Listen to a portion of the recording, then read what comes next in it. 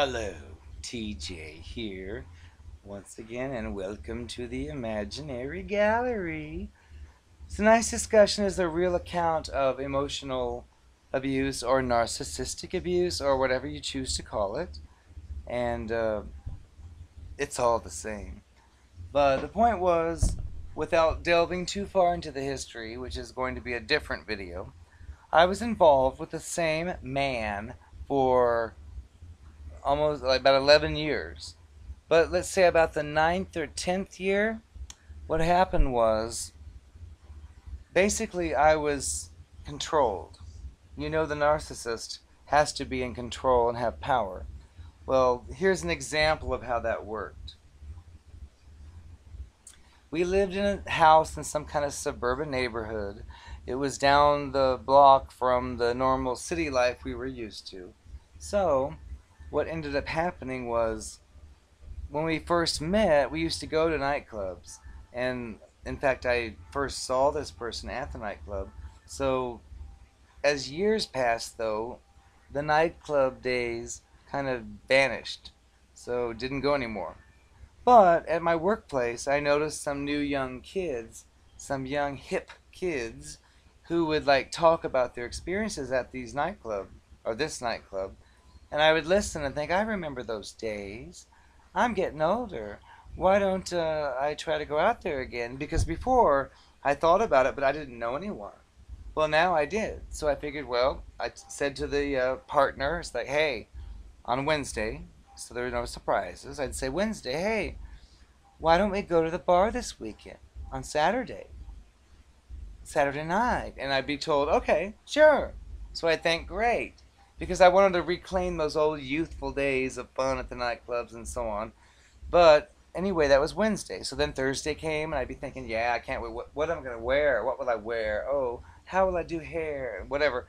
So then Friday comes, and then finally Saturday comes. And here I would be, all excited, Saturday. And he would come home from work, and it wouldn't be long before he'd say, I'm not going out tonight. And I'd be like, what? I told you about this Wednesday. I'm tired. I think, well, so am I, but big deal. Come on. You sit in a desk all day. I'm standing up all day. Da da da. I think, oh, and at this point in this stage, I was like, okay, great, okay, fine, and I'd like go to bed, and just regret thinking all that excitement was for nothing. Well, the next week would come around, so I would try to be proactive and say, hey, let's go out Saturday night again this weekend. And he'd say, okay. And I'd say, and be sure you get enough sleep the night before because we don't want to hear, I'm too tired. I will. So then, whatever happened, happened. And once again, Saturday came, and I'd be told, I'm not going out tonight. I said, you pulled this last week. Come on. So finally, I began to try to compromise and say, look, why don't we just go out for like maybe an hour and a half, and then come home, and you can do your TV laziness in front of whatever food you want to do. And he was like, okay. So, but the same thing would happen again.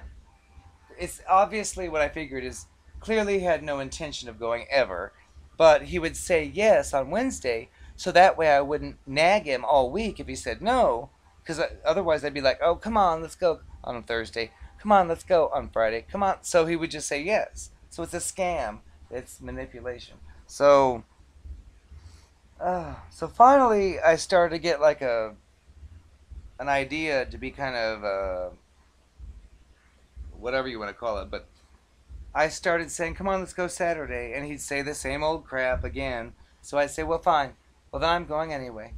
And of course, at this point in the relationship, it had been like almost 10 years, and I didn't really feel comfortable like doing that. It would be like crossing a boundary line to actually leave and go on my own to some nightclub. So I would just say, well, fine. Well, I'm going without you. And I would get in the car, drive around the block, and then come back because, again, I hadn't yet gotten the courage to leave the nest. But after a while, I realized, you know what? Every single week it's the same thing. So I finally talked myself into it and said, you know what? Next time, I'm going anyway. Period. So, the next time, I'd said, hey, let's do this Saturday, and the same old stuff. And then Saturday comes, I'm not going. So this time I was like, okay, well, I am then. And I actually did. It was a big courage event, but I figured, you know what? I'm not going to be controlled every single weekend by the same crap game.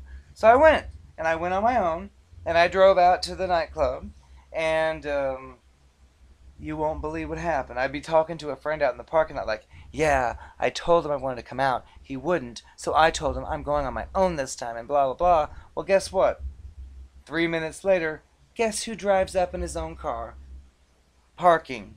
And it's like, why couldn't you have just come with me like I asked, and now you're here anyway, wasting gas, so on. And basically what this comes down to is control. He wanted to be in control.